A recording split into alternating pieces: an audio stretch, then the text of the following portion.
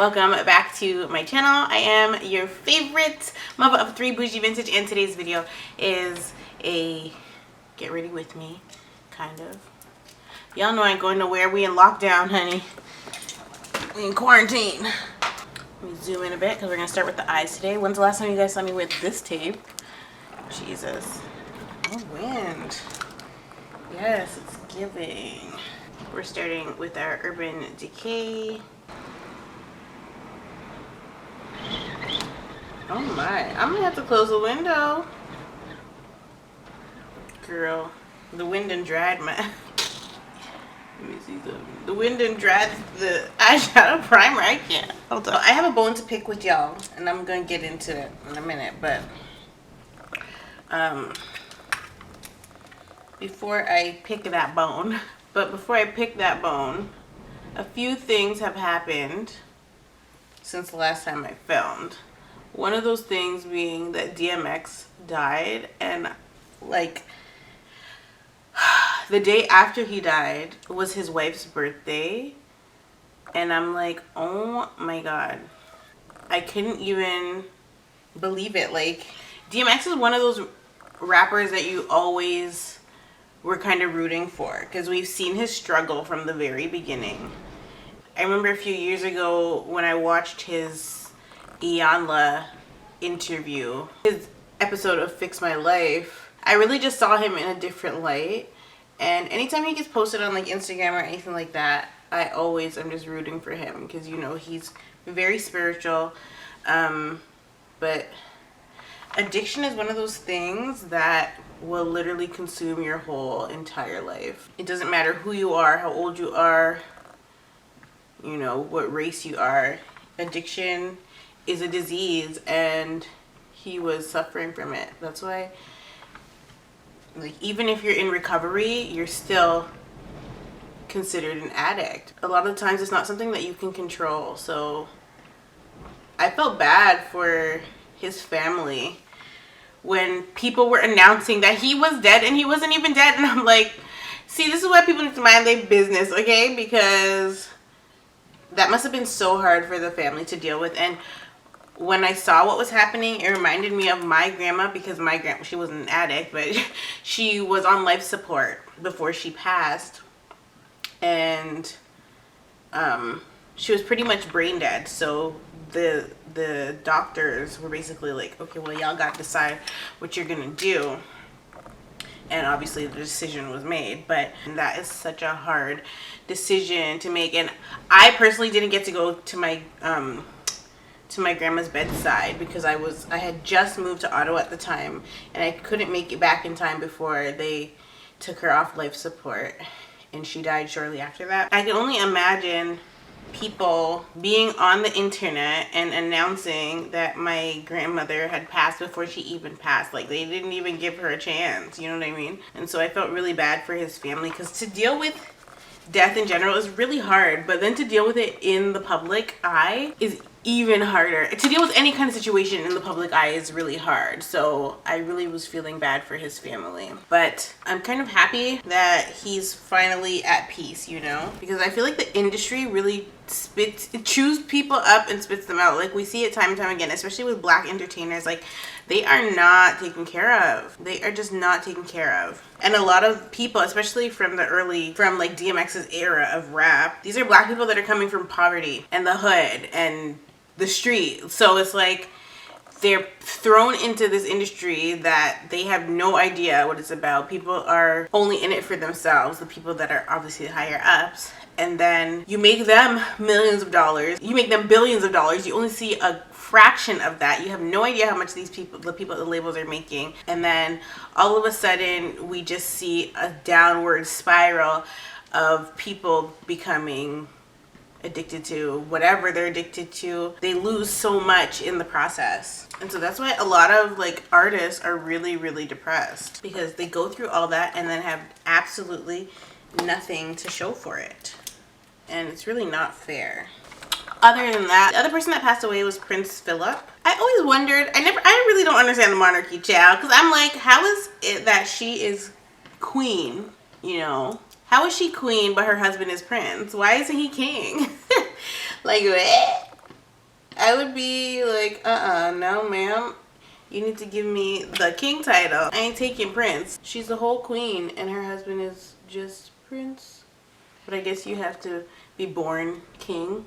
You can't just inherit the title by marrying a princess. But like, that's corny. Now, that being said, he actually looked like he's died multiple times prior to his death. Like, every time I saw a picture of him, I'm like, oh my gosh, he looks like he's already clocked out. I don't know. Why are they holding on to him? Are they harvesting organs? Like, what is happening? He really looked like he needed to go. So I'm in a sense, I'm happy that, you know, he's finally gone to meet his maker, I guess. The industry's hard, man. Being in the spotlight's hard because, like, the headlines are not about his passing. The headlines are about the fact that Meghan Markle will not be at the wedding. I mean, the funeral, because she's pregnant. But Harry will be there. Yeah, it's been, what has it been, 3 years?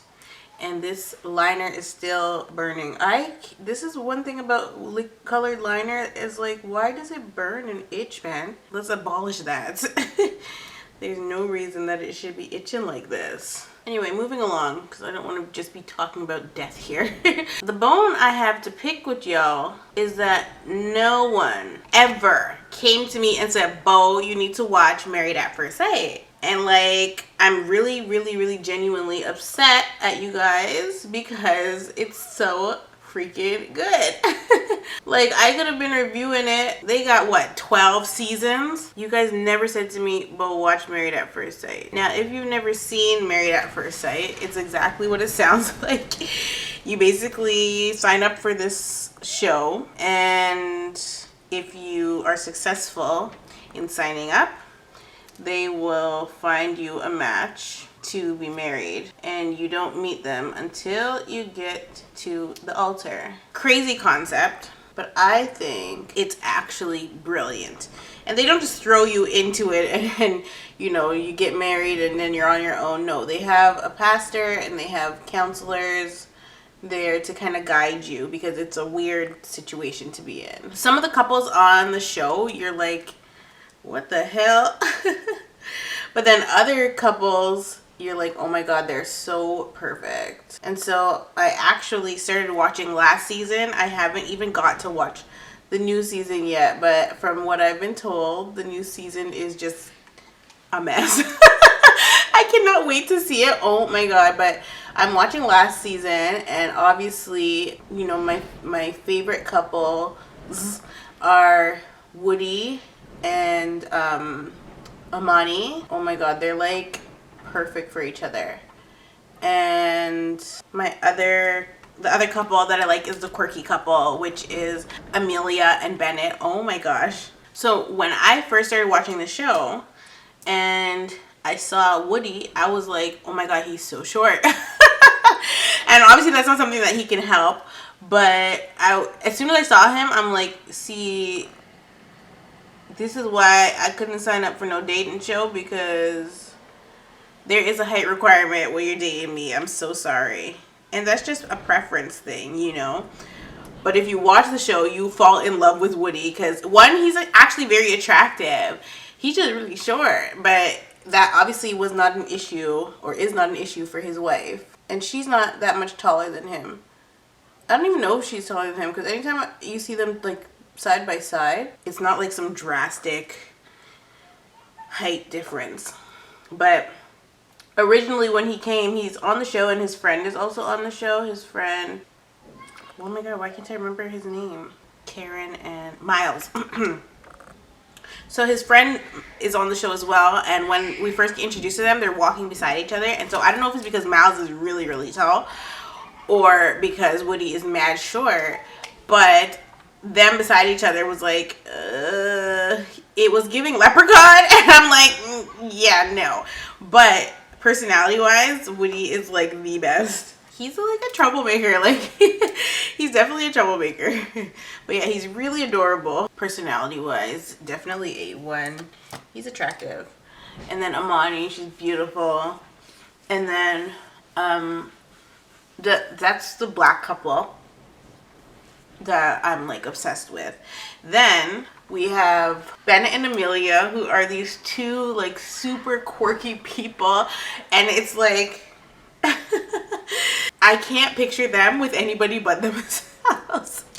I can't picture them with anybody but each other. Like, literally, the matchmakers did such a good job with choosing partners for them because they're both like really, really quirky. And it's, to me, it's like God timing, because it's like, how could these two people both randomly sign up for this show at the same time, and they're literally perfect for each other? Like, perfect for each other. I don't even know how to explain it. They're just so weird and like quirky, and they're definitely odd. And then there's another black couple that I wanted to root for because when I saw them, I think they're really attractive together. I think they make like a beautiful, beautiful couple. But we learned very quickly that Miles and Karen would be annoying all season long. And that is because Miles, he's 26, so he's younger, and he is definitely ready for marriage. You know, he wants to be in a relationship.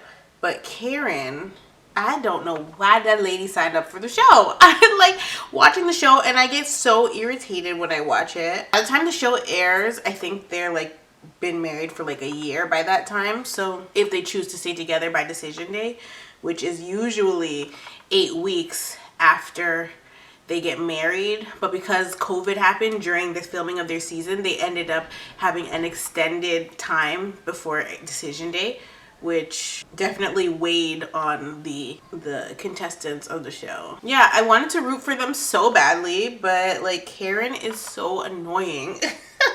Like, so annoying. The whole entire season, I was like, is this lady for real? Is this lady for real? So what I was gathering from like Karen and Miles was that Karen is hurt by her last relationship. And I don't know if she signed up for the show for like rebound purposes, but it was pointless for her to sign up for the show, honestly, because she made it hard to watch them and root for them as a couple. And you know I'm rooting for everybody black, so like, I'm like, what in God's name? Like, I really just could not understand why she signed up for the show. Like, I couldn't make it make sense. She was being really guarded, which is understandable because of the type of show that it is. Like, obviously you're not going to meet this person on the day of your wedding and consummate the marriage, but even the day before the wedding, like, apparently she got a text message from somebody. She wasn't supposed to get the text message, but if we know anything about reality shows, we know that the producers probably set it up. Anyway, she ended up researching the guy that she was marrying, and so she almost didn't want to go through with it on the wedding day because she had already creeped his Instagram, and like the element of surprise was gone, and she was like, he's not my type, like all this stuff. And then I'm sitting there, I'm thinking, baby, your type was not working for you. Your type is trash, because what happened was in her previous relationship, her boyfriend of 4 years had cheated on her and had a baby on her. And so she decided, I guess, that because she's 29 or something like that, or 30, and she wants to, you know, have a family and do all that stuff, she signed up for the show. But like, I don't think she was fully healed before she signed up for the show, and her mom was not on board for the show at all, but like, it was already a done deal. So the mom tried to support her in whatever way she could, but she asked her straight up, are you crazy? Have you lost your mind? Because why would you sign up for a show where you're gonna meet your husband on the day of the wedding? And so I think because her mom wasn't really giving her the approval, she was trying to like back out last minute, but she didn't. She went through with the ceremony and then wasted our time for the rest of the season. I'm actually only on the episode of like decision day, which I haven't finished yet. So I already know what happens, because once I saw the first episode and saw, or the first 2 episodes, I decided to like Google to see if Karen and Miles were still married, just based on their first interaction at the altar and like after the wedding, just seeing how they interacted. I had to Google. I'm like, I need to know if they're still married, and they are, and they have a channel. But I'm really stunned that they even made it past decision day, because as all the other couples were progressing, this lady was still holding back. She's not giving this man no type of affection. And obviously you can't force something like that, but it was like she wasn't putting in any effort at all. There's this one scene where they're sitting on the couch, and like, I guess Miles kind of wanted to like cuddle up with her, and this is during quarantine. Her body language towards him is facing the opposite direction while they're on the couch. Like, I know if I'm on the couch and my partner's on the couch, we're gonna snuggle. Like, unless we're sitting in the love seat that has a partition in the middle, we're definitely gonna be cuddling on the couch, or at least like have your feet on your boyfriend, girlfriend, husband, whatever. You have their feet on them. Her body was turned this way on the couch, and his body was more this way, but like they were basically facing like this. And when he tried to go in to like cuddle her, or like even like put his arm around her, this lady then like shrugged him off, like moved, and I said, okay, please don't stay together on decision day, because Miles seems like a really good guy, like, and he seems like he knows what he wants, but she was so caught up on so many other things that didn't even matter. Like, for instance, I think it really was bothering her that he was so much younger than her. Because we're not talking about a year difference here, we're talking about 4 years difference. But I know, being a woman, if she was 30 and Miles was 34, she wouldn't have an issue with it. But because she's 30 and Miles is 26, she had an issue with it. And you could tell that she was bothered by it, because she mentioned his age a few times. But she also would like say stuff to him, call him like young man or something like that. And I'm like, what happened to calling people babe? Like, what does she mean young man? Like, this is your whole husband. Even like the first day after they get married, they go to their honeymoon. They just get to go spend time together to get to learn each other more and stuff. And on the honeymoon, she just kept referring to him as a stranger. And yeah, he is a stranger, but all the other couples were saying like my wife, my husband, stuff like that.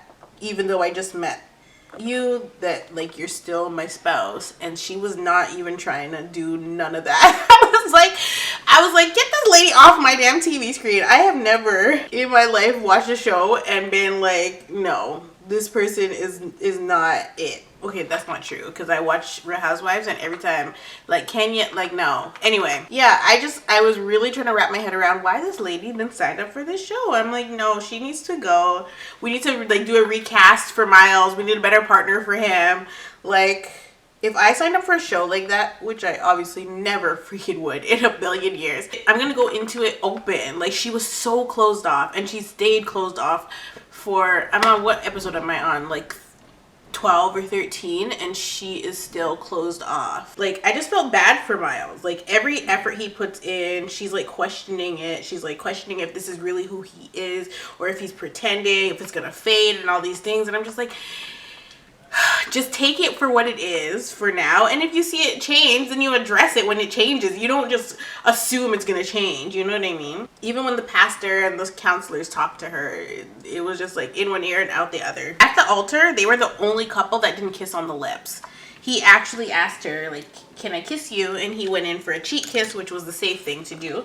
All the other couples were kissing on the mouth. I don't know, in that particular, like, first of all, I didn't blame her for that one, because even at my own wedding, I was like, I don't like PDA like that. Like, I don't mind holding hands and stuff in public, but PDA ain't for me. Okay, so on my wedding day, I wasn't really here for the PDA, you know. We still kiss on the mouth though, like you're not gonna not kiss on the mouth on your wedding, unless you're marrying a stranger, of course. So I think he went for the safe move, which was cheek. Then when I saw all the other couples kissing on the mouth, I'm like, okay, what is gonna happen? I was actually really surprised that she wasn't initially like attracted to Miles per se.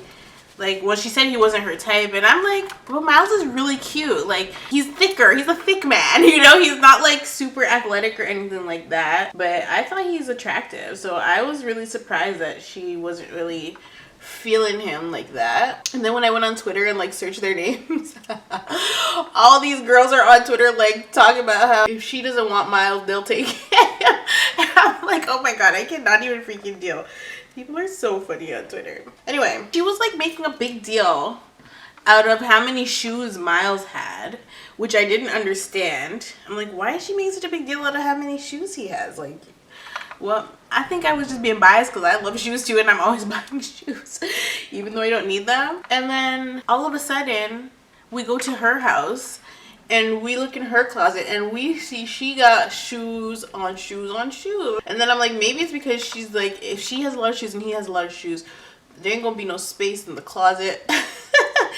So I was like, but you cannot be a hypocrite and judge this man on all his shoes, and then all of a sudden you're popping out with all kinds of shoes too. Like, make it make sense. So that was that. I mean, I'm almost at the end of this season, or end of that season, and I don't really see progress, like real progress, as the other couples are becoming more intimate and are actually now moving past kissing and actually having sex with each other because they really like each other. Miles and Karen are barely kissing, barely interacting. Like, it's crazy to me that they stay together. It's really crazy to me. But apparently they have like a YouTube channel, I think. So on the YouTube channel, he's stated that his needs are met now. Like, they've gone on to do what they're supposed to do as a married couple. That's that on them. Then Woody and Amani are, like I said, freaking perfect for each other. I freaking love them. And apparently they're also a fan favorite too. Keep in mind, there's other couples that I'm going to talk about. It's not just the 3 couples that I mentioned. These are just the 3 couples that I wanted to like and do like 2 out of the 3. They just seem like a lot of fun, and they were like really happy to be married to each other. And then when I googled about them, they were technically strangers at the altar, because the chemistry between them was so intense. It's like, nah, I need to find out if they met before. If they knew each other and signed up for the show and like somehow got matched together. Like, is this show real or not? So I googled and I found out that basically they had met before. I think 2 weeks before their wedding they met because Amani is a bartender, or was bartending at a spot, and Woody was there and they were talking, but that was it. Like, this is literally, and that's how I'm like, this is such fate. Like, it's crazy. So they met 2 weeks prior to their wedding. As you watch the show, you get to see their relationship take off, and it's the cutest freaking thing ever. I hope they're married for life. I think it's such a cool story to tell, like, when people ask them how they met and they say, we met on our wedding day. Like, what? How did you guys get married? We signed up for a show called Married at First Sight. Like, that's crazy if their marriage actually lasts, and I think it will. I think that they're both like willing to put in the work for the marriage. Like, Woody tells her that he loves her first, and then I'm actually like on the episode where she's ready to tell him now that she loves him back, because she hasn't really told him. I think that she was feeling it, but she didn't want to say it because she's still feeling a little vulnerable. Whereas Miles was telling Woody, like, if I were to tell that to Karen, she would probably pack up and leave. And I'm like, oh my god, is it really that bad? Like, that is horrible. Like, what do you mean she's gonna pack up and leave? Because she's just not comfortable. And I'm like, if you know yourself as a person, like, I know myself as a person. So if I sign up for a certain show, like even say Bad Girls Club, one, I've seen the show before, so I go in with the mindset that if I don't keep a lock on my things will probably get damaged. I go into the mindset that we're not all gonna be friends in the house. I could possibly get in a fight. If I know I can't fight, I'm probably not going to sign up for Bad Girls Club. You know what I mean? If I can't defend myself, I ain't signing up for Bad Girls Club. So, like, for her to sign up for this show, knowing herself, knowing that she's reserved, knowing that she might not be attracted to the person that she's put with, like, why sign up? Because there's so many other people, I'm sure, that probably wanted to sign up for the show, did sign up for the show, had like every intention on actually putting in all of the effort to, you know, work on the marriage as you're thrown into it. And this lady's over here wasting the people's time. Like the good people, the good people of New Orleans wanted to be married, and Karen's over here taking up a spot that somebody else could have been with Miles. Amani and Woody are just like life. Like if they got a spin-off show, I would watch it. Okay, I don't know, Lifetime, give Amani and Woody a spin-off, please. Actually, don't, because I want the marriage to work. And if we know anything about anything, when you put your business in the limelight, things can go sour. Oh, that actually reminds me of something else I was going to talk about that I think is really sad, but I want to keep talking about Married at First Sight. So if I get to it, I get to it. If I don't, that's too bad. So the next couple that I really like is Bennett and Amelia. And like, they make me want to be friends with them. Woody and Amani and Bennett and Amelia, I want to be like in their friend circle. Like, I think they're so cute. So she's a doctor and Bennett is a theater person. A theater director, I think. And so ideally, their careers actually make sense together because Amelia is somebody that once she has children, she wants her man to be stay-at-home dad, and I feel like Bennett is perfect for that role. I was actually worried for them at first because the sister had told Amelia like Bennett doesn't really want to have his own children because there's other kids in the world that need to be adopted and stuff like that. So I was worried about them. I was like, oh my god, like what did the producers ask these people before they signed up for the show? Because this doesn't make any sense. Like, why would they pair Amelia with somebody that doesn't want to have kids? Like, huh? I'm like, either that or people, when they signed up for the show, were lying about certain things. I was worried for Bennett and Amelia, but Bennett clarified that he is not close to having his own children, but you know, he would love to adopt too. And that's how I am as well. Like, I definitely still want to adopt, even though I have 3 of my own. I don't know where I'm gonna put these kids, child. I gotta buy another house, honey. Like, I need a bigger home if I'm gonna keep having children. So I bought a cricket and I'm obsessed with my cricket, so I'm gonna do some foolishness. I think Amelia is like obsessed with Bennett. I think Bennett likes her too. Like, he loves her. You're probably like, where is this makeup look going? I wanted to do like a Snapchat filter. You guys know I like to do fun stuff. Anyway, let's see them lasting forever. There seems to be like an instability there where her work is concerned because she needs to do her residency in a different state. For her, Bennett is on board with it, but I don't like a lot of the people, I don't like their friends because their friends are coming into the situation. Most of them are not married as well, and they're offering, I guess, advice, but it's like, because they're not married, their opinions are very much biased. They don't want to lose their friend. Like, Bennett was talking to this one girl and she was like how, you know, she's trying to convince him to not leave New Orleans. And I'm like, he has a whole wife, ma'am. Like, your opinion is irrelevant. Just because he just met her does not mean that, you know, he's not going to take a chance and go elsewhere. For all they know, there could be a huge opportunity in Virginia for him, and they're trying to stop him from going because of their own selfish motives. Like, mind your freaking business with married people stuff, because it ain't for you. I wonder what my mom's gonna say when she sees my makeup. So yeah, those are the couples that I really like. The couples that I'm not here for, it's almost like the producers just did this so that there would be drama because it doesn't make any sense why these people are on the show. Their names were Christina and Henry, and oh my god.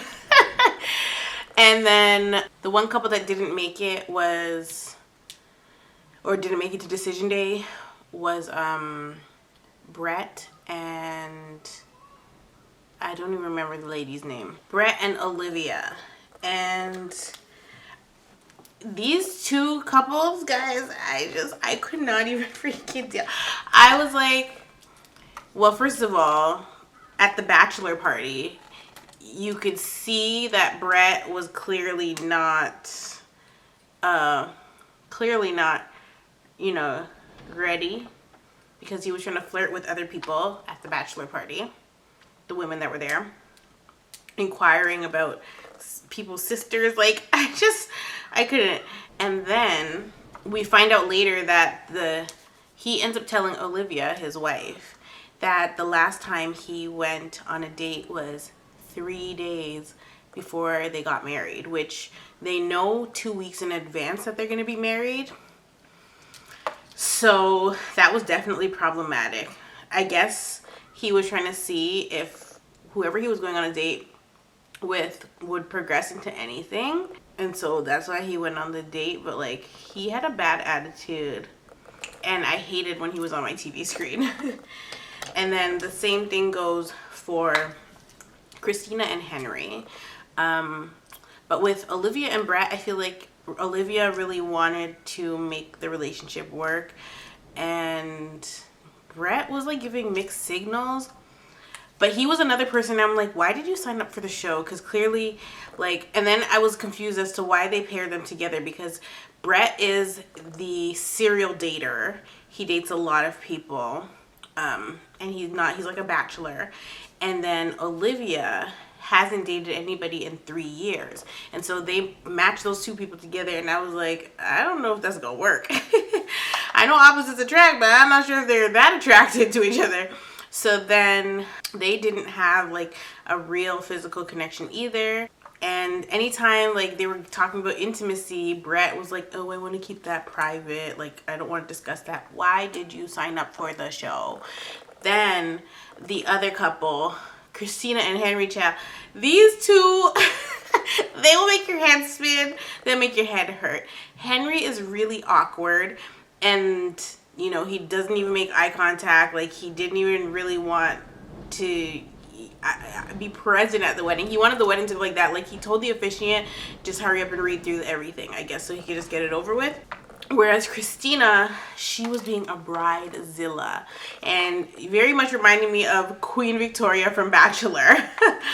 Oh my gosh, she is so problematic. It's not even funny. I will be right back. So Christina and Henry, literally, they have to be like a joke, or like the producers were just being messy, because I can't even imagine what her audition tape must be like, because Christina is literally impossible. And she was a bridezilla. She was so rude. She was rude to production. She was rude to her mama. She was rude to her friends that were in her wedding. Like, literally, if I was one of her friends in her wedding and she was facey the way that she was facey with them, I would have not walked down the aisle that day, because girl, she was so freaking rude for no reason. And then it basically gave us like a peek into like what her marriage is gonna be like, because she is just horrible. And then she admitted to being a pathological liar, basically, but then said like she's grown out of that and she's not a liar anymore. But because of the way that her relationship with Henry was not progressing at all, like no intimacy, no like attraction, and I don't think it's because he wasn't physically attracted to her. I think it's because her personality is draining. I guess she's trying to figure out like why he's not that into her. And obviously she thinks that she's the best thing since sliced bread. So she's not, in her head, she's not going to think like, oh, he doesn't like me because I'm a horrible person. In her head, he must not be attracted to me because he's gay. So what she did was made up a lie that some random guy texted her and said that he'd been sleeping with Henry, which was false, obviously. Henry has no attraction to men. Henry had to fully address this whole situation, because he's like, this is ridiculous. Like, she admitted to me 11 days ago that she is or was a pathological liar, and she would just make stuff up for attention. And now she's coming to me saying that this person texted her and said we slept together or are sleeping together, blah, blah, blah. And Henry was like how when he asked her to see the text message, it miraculously disappeared. Like, there was no text. She couldn't pull it up in her phone. And I'm like, First of all, if you're gonna allege that about somebody, you gonna have those text messages, those screenshots, whatever it is, to show the person that you're accusing of this. Like, the proof is there, you know. And I don't know what their decision is gonna be on decision day, but I'm hoping and praying that they are not together still, because I can't even see how that relationship could work. I think that Christina needs therapy, and Henry also needs therapy, but not the same kind of therapy Christina needs. Henry has self-esteem issues, I think, a little bit, because he used to be overweight and he lost a lot of weight, and he has, I don't know if he has tics or what, like, he seems like he may be on the spectrum. I'm not sure because I ain't a doctor, but he is a little bit of an oddball. And then Christina, well, she needs help. She just needs help, yeah. So those are the couples of the show, and I cannot wait to start the new season. They're pretty late in the new season, so I don't think I'm gonna really necessarily start reviewing, but I will do a recap basically like I just did, because I pretty much just gave you guys the breakdown of the show and the cool couples and the not so cool couples. But yeah, that's pretty much it for this video. I have to go cook dinner. It's wing night. I love wings. I love you all so much, and I will definitely see you in the next one. I'm trying to post all April long, guys. I'm trying to get back into posting regularly. As you guys see, I've been pretty successful thus far. Yay me, you know, pat on the back. I've been pretty successful thus far, and hopefully I will be able to produce more and more content for you guys. I will be posting some nail content soon. And yeah, I love you all so much, and I will definitely see you guys in the next one.